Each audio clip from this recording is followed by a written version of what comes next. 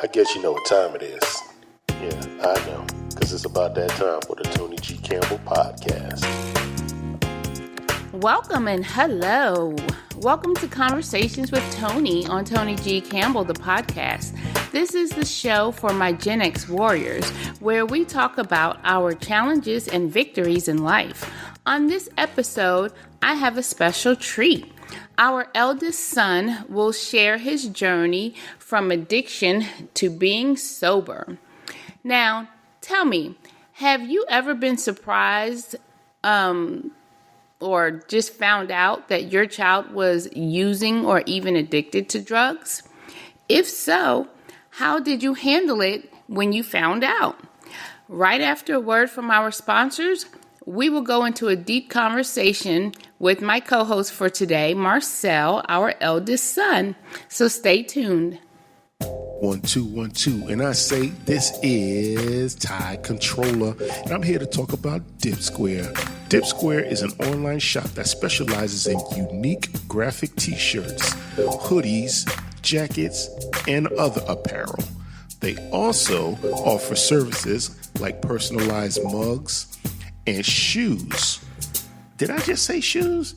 Yeah, you can get sneakers with your picture on them at Dip Square.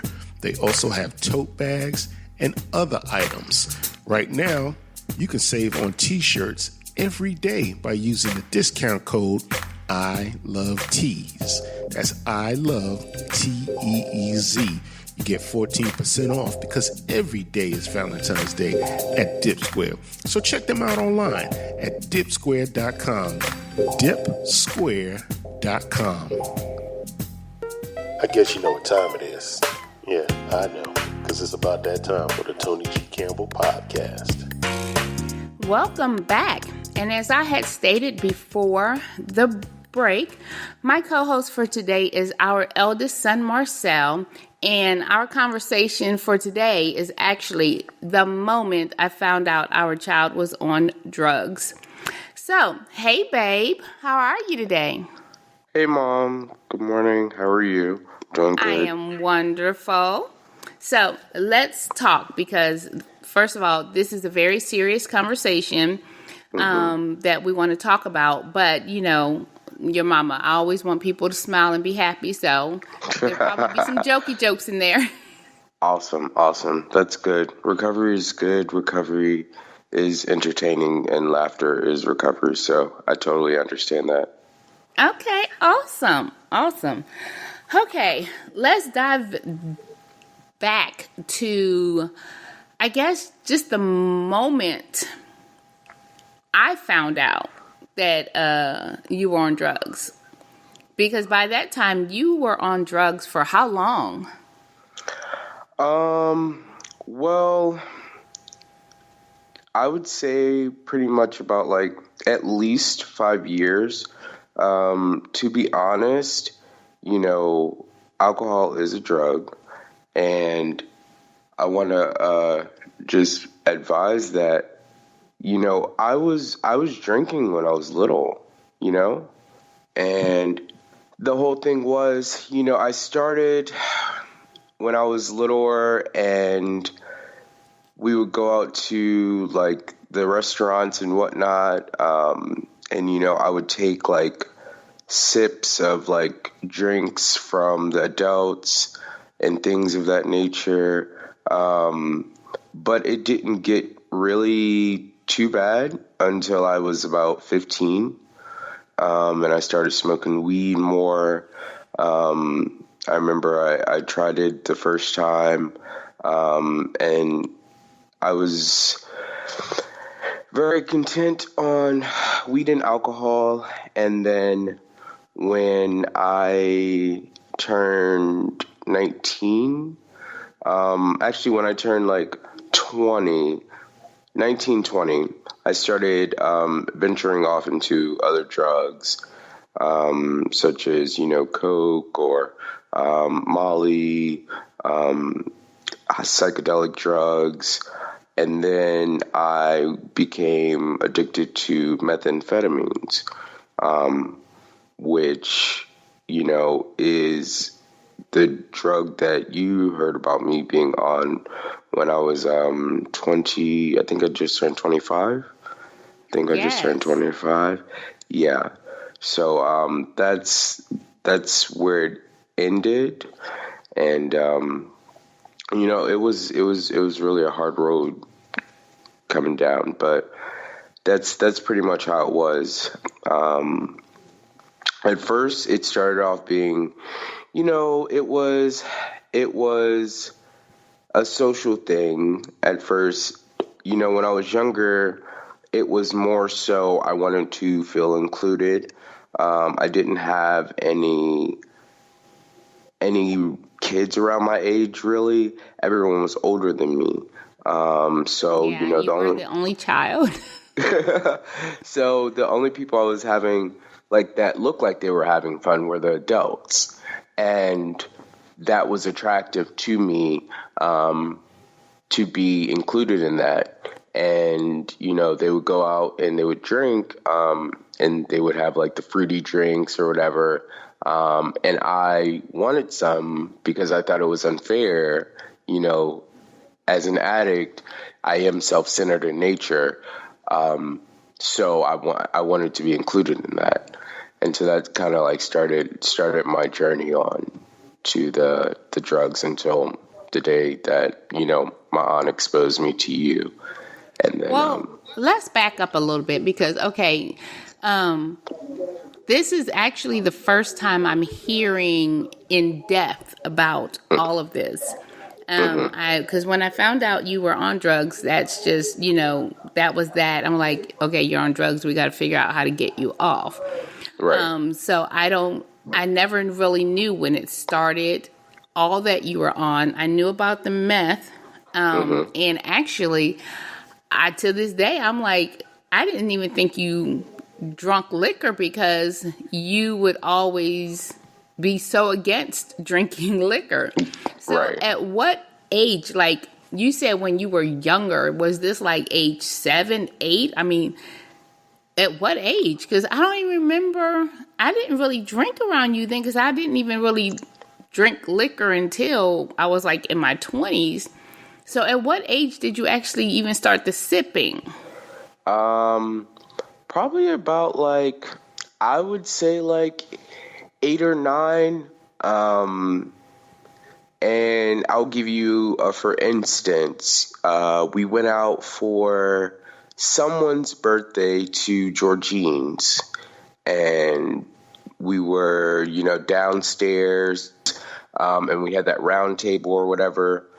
So I maybe was like 9 or 10, and Aunt Letha was there, and I think you had ordered like a virgin daiquiri, or because I always used to get virgin daiquiris, and everyone else used to get like what do you call it, the actual daiquiris. So that was probably the age. I'm pretty sure I took a sip of somebody's drink there.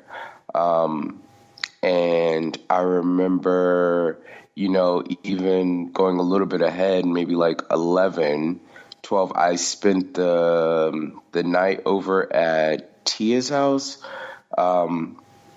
And I think somebody had a picture of like a White Russian in the refrigerator, and I thought it was ice cream. This is a careless mistake, but I drank like a whole milkshake of it. Wow. But yeah, it had vodka in it. And I was cool. Nothing really happened to me. It wasn't like I was chasing a feeling at that point, but I would take sips of like, it wouldn't be like I would take sips of like just straight vodka, but it would be like the daiquiris, more or less the daiquiris that people were ordering when we were out. So yeah, that was around like 8 or 9. Wow. Okay. Yeah. And apparently your mother was completely clueless. Right. I mean, it's a thing because I mean, I was honestly completely clueless to the fact that I was using back then until, I entered into this. I started living this 12-step program, and I actually had to do some work, talking about my past and really getting to the root of the addiction, and just really reflecting on my life up until this point, in which I was able to uncover some things. So that's the only way that I knew. So I'm sure, you didn't know.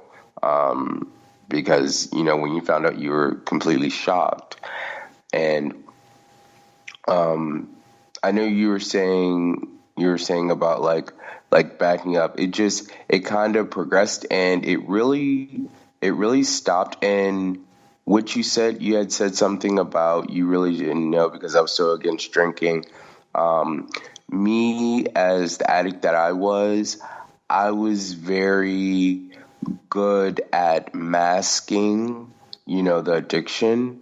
So there would be a lot of times like I would leave the area, like my family, like I would leave your house, or I would stay away for a while, or I would call and check in, but I would always be away from the family when I was using, until toward the end of my addiction, because I definitely had a bad, what do you call it? A bad idea about being around like my mom and the kids, because I tried never to be high around the kids, because that's just not something that I wanted to portray to them, and I know myself when I'm high, so I didn't want to bring that to them. I had enough sense in me not to do that.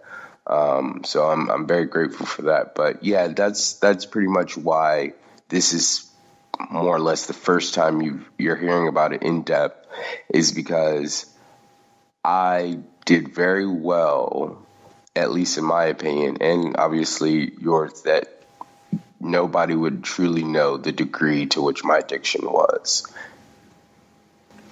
Well, I greatly appreciated that you chose not to bring this around your younger brother and sisters, just because, I would always want them to see you in a good light and not in the light of a person who you really had no control over because you were induced with drugs and, alcohol or any kind of chemicals.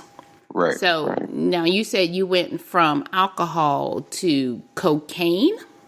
Well, no, I went from alcohol to weed. And I remember the exact day that I started smoking. I was actually I was like maybe like 15, 16 maybe. I had just gotten my car. I was living in Georgia. I had just gotten my car, and I started like staying at my best friend's house, and it was like the four of us, and it was like four guys, me and my best friend and two other friends, and we were watching a movie, and we had came up with this bright idea that we were going to smoke weed, and none of us had ever done it. So, we like YouTube did and Google did, and, tried to like figure out how to do it.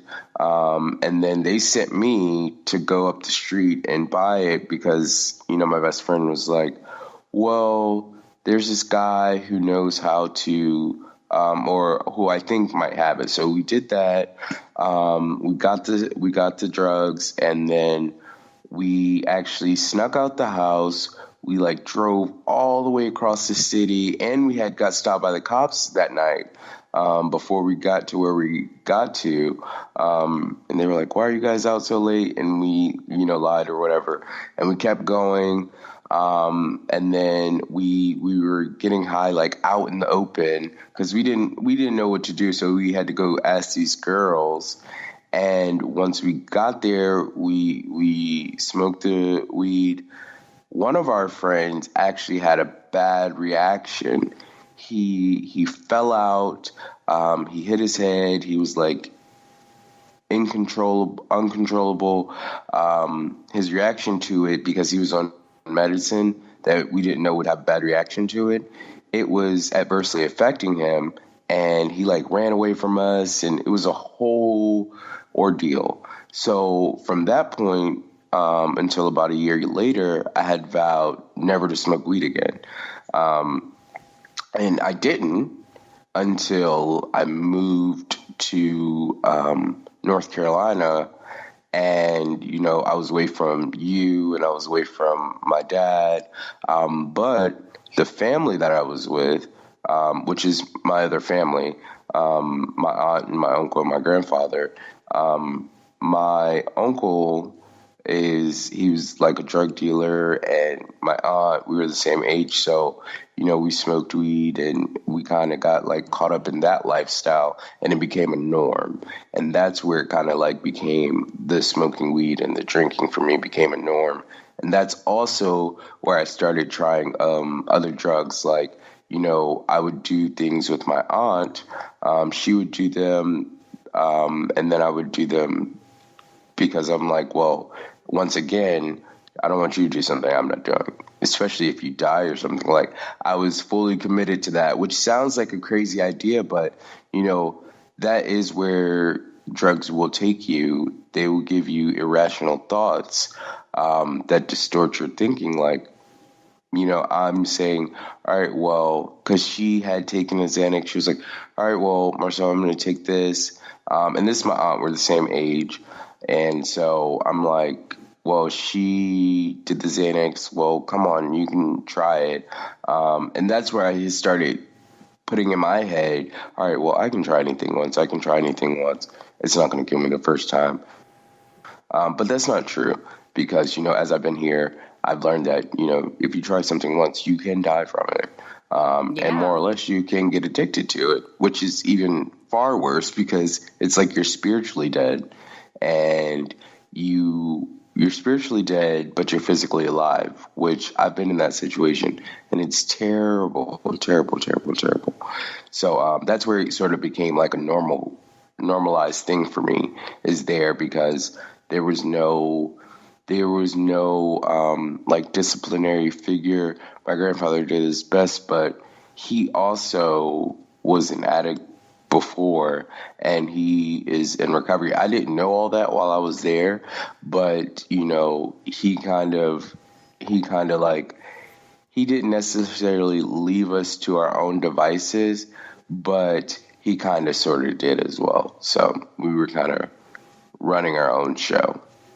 Oh my goodness. And yeah, me and your father actually sent you there. So we kind of sent you to the lion's den to, you know, I don't even understand right now. I know. And you know, it's not like I was like 16, 17, and it seemed like at the time I was having fun. And that's like where I started to get in trouble. You know, I went to jail for the first time there, for having the marijuana in the car. And, you know, I had got into fights there, and it was a big situation. But in my mind, I was like, well, these people love me because they're the only ones that want to take care of me. And that's where my whole mindset. So I was fully committed to doing whatever I needed to do to stay there. And to be honest, at some point it was fun, but then it started not becoming fun. So. Well, I can imagine. Mm-hmm. Oh my. Well, so far this conversation has been awesome, enlightening, and scary all at the same time. But I have to take a quick break. So we will be right back to continue discussing that moment I found out our eldest child was on drugs. Okay. 1 2 1 2, and I say this is Tide Controller, and I'm here to talk about Dip Square.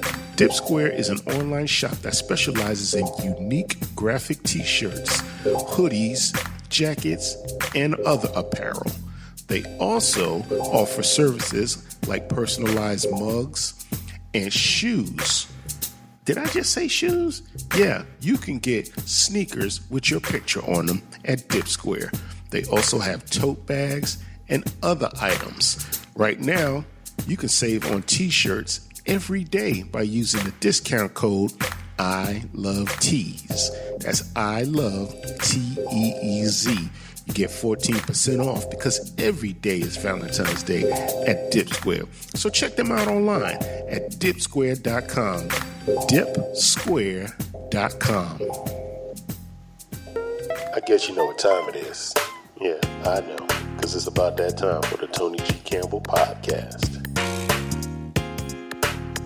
Thank you for tuning in. And today, with my co-host Marcel, we have been discussing his journey from being an addict to becoming sober. And if you're just tuning in, this is our eldest son.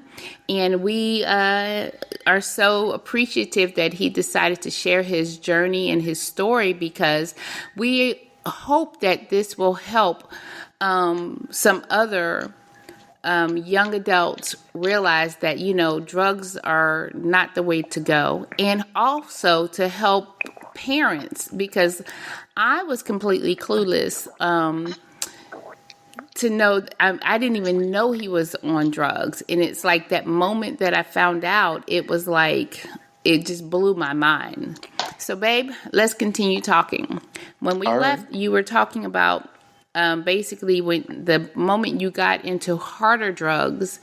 And so let's start discussing at the point where you got to the end of your rope and you were tired of getting in trouble and getting into fights and things like that, and you decided at what point you needed recovery. Okay. Well, I'm glad you brought that up, Mom.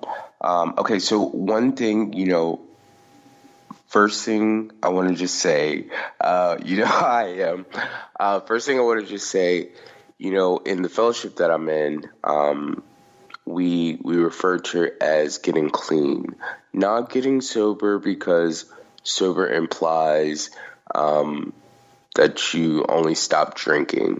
Clean means I am abstinent from any mind-altering, mood-changing substances. But the end of the road was, all right, so I had been on methamphetamine by this time for about 2 or 3 years, and I had moved around maybe like 15 times on my own.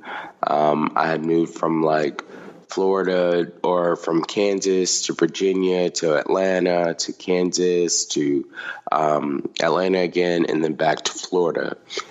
And, when I was at the end of my road, it seemed like a really good time, but it necessarily wasn't. I had moved down to Florida. I didn't really have a plan when I moved there, and I had conned the bus people at Greyhound to give me a ticket. So they sent me to Florida for free. And I remember when I had made the decision, it was like after my brother's birthday, and I was like so hurt that I couldn't do anything for him. And I was just like, So I left. I went to Florida. I got involved with some people who were going to aid my addiction. I kind of stayed with my another aunt, but I really didn't stay there. I just kept my clothes there.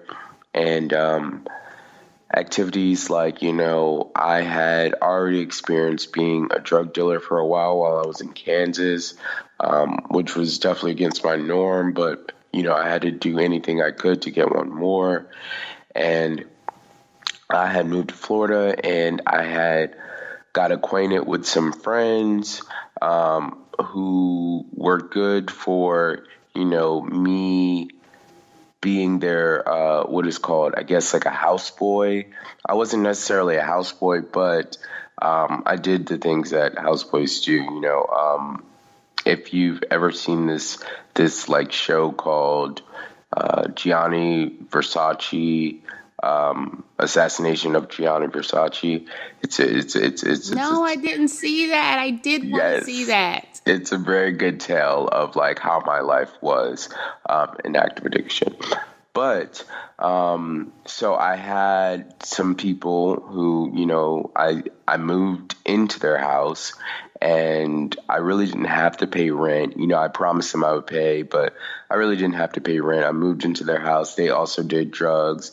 And I was what you call a gopher or a proxy. What I would do was I would get people to come over to have these like sex parties, and I would get people to come over and they would, buy the drugs and they would have sex with the people at the house, and I would get my cut of the drugs and I would be okay with that. And then that was the end. So, that kind of tumbled and tumbled and tumbled. And at the end of my road, I remember, because I remember throughout my addiction how it progressed. And at first I would like smoke meth, and then toward the end of my road, I would use drugs intravenously. So I remember one time I was at this guy's house and I was like, all right, well, I'm going to do this. And he was doing the same drug I was doing. He just wasn't doing it the same way. And he was telling me that I was crazy because I was doing it the way that I was doing it. And I thought that was a red flag. So, I kept going back and forth between his house and my aunt's house. And I kind of just like got really, really tired. And actually I went to work because I had discovered temp agencies, and not like the temp agencies like where they call you and they have a job. No, this is like the perfect addict to temp agency, because you go there. It's called day laboring. And I never knew anything about day laboring before I got into active addiction. So you would go get the job, they would pay you for the day, and they would give you cash, and you could just go on about your business. You didn't have to come back until you wanted to come back. So what happened was, I was at this other guy's house. My aunt died, and her funeral was maybe like an hour, 2 hours away, 3 hours away. And I couldn't like muscle up, like somebody would take me, but I couldn't muscle up like the desire to stop what I was doing, to like clean up for a little bit, dry out for a little bit, just to make it to the funeral. And that kind of broke my heart. And, when because I had tried to stop I had tried to stop on my own, and I knew that my grandmother was in the process of recovery, and I was like, all right, well, I want to go back there, but nobody would let me go back. My grandma was willing to take me back to her house, but nobody else would let me go back. So I'm like, all right, well, fine. I'm going to just do this life of addiction and call it a day. But thank God for God, because, at the end of my road, my aunt, she told you, and she told you exactly what drug I was on. And you were crying, and you were talking about my aunt who had just died, and you were talking about my brother, and, it really, like, I was so irked with her. I was so irritated with her. But it did. I was like, all right, well, fine. I want to go to my grandmother's so I can get clean. So my clean date, I'm not sure if you know this, but my clean date is actually Mother's Day. It's May the 8th. Oh, no, I didn't know that. Yeah. So my clean date is Mother's Day. So it's always a gift to you and to me. Because you were definitely a vital point. Because I like I said, I try to hide my addiction from you at all times. But, now I'm like exposed, and I'm already tired.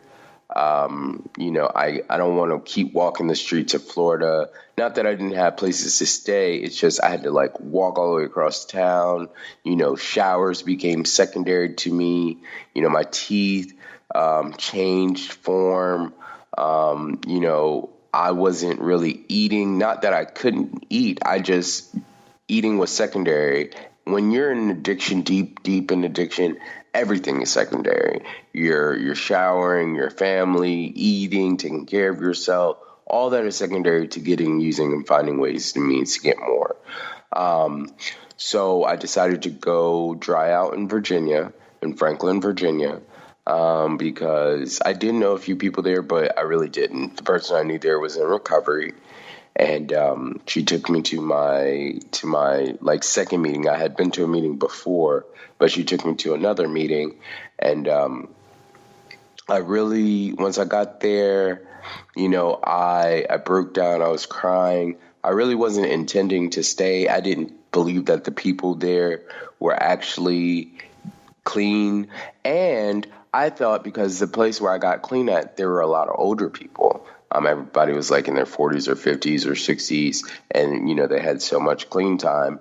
And I discounted myself, and I was like, well, I'm too young to be here. I still have more time to live, thinking that using was living and living was using. But as I learned about recovery, I learned that I was really putting my life in jeopardy. And recovery was really the best life that I've ever had. And, now I have 23 months clean. So my anniversary's in May. Yes. My anniversary's in May the 8th. And I'll have 2 years clean. So, from that day until this day, I've stayed clean from any mind-altering, mood-changing substances. And it truly has been my best life. I came into this recovery process and I learned that, things were woken up in me that I never even imagined I could still do, because I had surrendered to the idea that I was an addict. And, I'm in recovery now. I have my own recovery clothing business, shirt line. You can check that out at recoveforlife.dipsquareshops.com. That's RECOV for the number 4 life LIFE .dip square SQUARE shops SHOPS.com. And that is a recovery-based clothing line that I decided to come up with little sayings, and 10% of the proceeds go to the newcomer coming in the door. And that's just something that I always dreamed about, but I could never put down the needle or the pipe long enough to get it done. Recovery has afforded me the opportunity to have my own place again. I'm really good at the job that I do. I've gotten a promotion since I've been there. I'm in school pursuing a paralegal degree. I'm doing super excellent in school. I was on the honors list last year or last semester. And so what I've come to realize is that addiction didn't have to be the end of my story. And my life started on the day before I was about to die. It really woke me up and showed me a new way to live this recovery process. And I'm so grateful that I went through active addiction, because now I have some tools in my life that show me really how to live, and just really take care of myself and do really good for myself, and do good for others, because I'm in recovery. I do a lot of service work. I help a lot of other addicts who are struggling to stay clean. And, my life is my best life, man. It truly, truly is. And I know it's only going to go up from here. Plus, I got my family back. I get to talk to my little brother and sister, which is a huge, huge part of me getting clean and staying clean. Because at the beginning, I needed any type of motivation to stay away from what was familiar to me for so long. And I'm so glad that, people can hear that there is life and hope and dreams and entrepreneurial opportunities after addiction, as long as you make the decision to get clean. Right. That is true. We have to go into how to help clueless parents like me. How to help clueless parents like me see any sign that their child could be addicted to anything, because like I said, I had no clue. Growing up, I'm just thinking, when you started acting out as a teenager, I'm just like, oh, that's just typical teenager behavior, when apparently it was not, and I just want to help some parents out there who might be like, you know what, my child spends a lot of time in their room alone, or they spend, they have mood swings, like, people might be trying to diagnose them as being bipolar, or, just something like that, when it may be alcohol or drugs. Yeah, my advice to parents is really just like, trust your instincts, man. Some real telltale signs, lighters in their pockets, tattered clothes, like burn marks, smell their breath, whatever the case may be. If they are, if they're not doing a lot of activity and they're sleeping a ton, definitely ask them about it. Maybe see their friends, meet their friends. But if they're addict, a real true addict like me, they are probably really good at masking it. So it might not even look like, they're withdrawing or anything. They could be in your face with it. It's just about having a conversation with them. There's a group, I think it's called Narnon. And, this is parents with kids who are in addiction, or if you think your kids are in addiction, that's something that they could outreach and maybe try to get some more information for that. But like I said, really just talk to your kids, stay in tune with what they're doing in their life, and not in an invasive way, just really, really, really stay plugged in. If they have a social media, follow them, no matter what. Don't matter what they're saying on their social media, profanity wise, or if you think they shouldn't be saying that, or whatever the case may be. Just pay attention, because I know me, and as when I was younger, I was very arrogant. So if I thought it was okay, I'm going to post it, so you can see things like that. I just was going through something with my cousin and my aunt, and he was posting him using drugs on the internet. And, I showed her, and she talked to him. So he kind of stopped that, but at least he has a clue about what's going on. And you can sit down and really have a conversation about it. And like I said, when an addict starts using, you can try to get them as much help as you want. But to be honest, the harsh reality is, until they're ready to stop, they are, or until they reach the end of the road, they're not going to stop. Now, I'm not saying parents don't try to be the guiding force in that situation. But remember, the literature says, until an addict we've been prayed over, loved. It's not like we're not loved enough, because if love could cure us, then there wouldn't be no addicts, because we're always loved. Mm-hmm. But,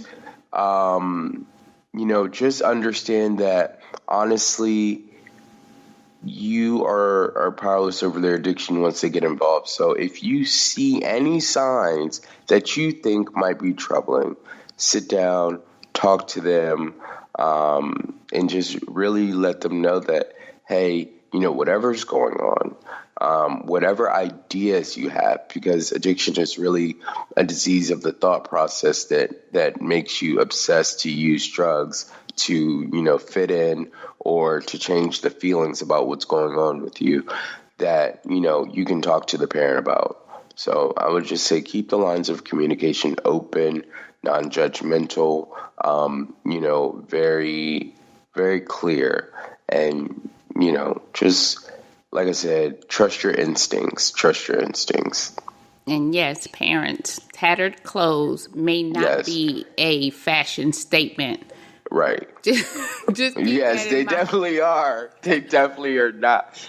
They might look, but really check it out. And also any signs of depression or stuff like that, before you go get a diagnosis, because when I was in addiction, I thought that, I had a disorder. I even checked myself into a mental institution, but it turns out it was the withdrawal from drugs. So yeah, because you couldn't. I would tell people you were bipolar. I'm like, my son is bipolar.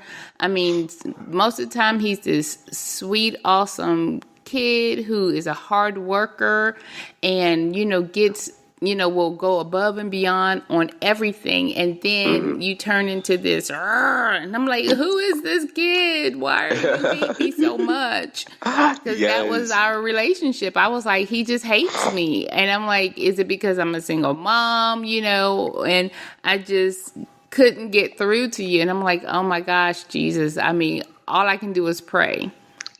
Yeah. That's all I did. I prayed a lot. Well, I thank you, Mom. It worked, and I apologize for all that. It truly wasn't me, and kids have a lot of ideas in their head, and they want things to be the way that they want them. So they're never going to be happy all the time. But, like I said, I think you did an awesome job. You're doing a great job, even way better now. But you did a great job back then too. So, it's nothing you did or nothing that you could have did to steer me in a different way. This was just the path I needed to get me to do what I needed to do now. Well, that's so awesome. Well, I would love to say thank you to our eldest son, Marcel, for co-hosting with me today and just sharing his journey. And we pray that it will help some people out there, just because if we don't talk about it, then other people don't know that they're in the same boat and that there is support out there. So at this moment, I'm going to take my last commercial break and we'll be right back. 1 2 1 2, and I say this is Tide Controller, and I'm here to talk about DipSquare. DipSquare is an online shop that specializes in unique graphic t-shirts, hoodies, jackets, and other apparel. They also offer services like personalized mugs and shoes. Did I just say shoes? Yeah, you can get sneakers with your picture on them at DipSquare. They also have tote bags and other items. Right now, you can save on t-shirts every day by using the discount code ILOVETEES. That's ILOVETEEZ. You get 14% off because every day is Valentine's Day at DipSquare. So check them out online at dipsquare.com. Dipsquare.com. I guess you know what time it is.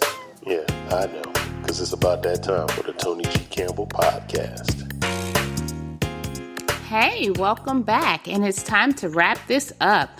I would like to say thank you so much for taking the time to listen to Conversations with Toni on Toni G. Campbell, the podcast. Don't forget to check out our archive shows at ToniGCampbell.com, where you can also see the show notes for this episode. Don't forget to leave me a message or a comment.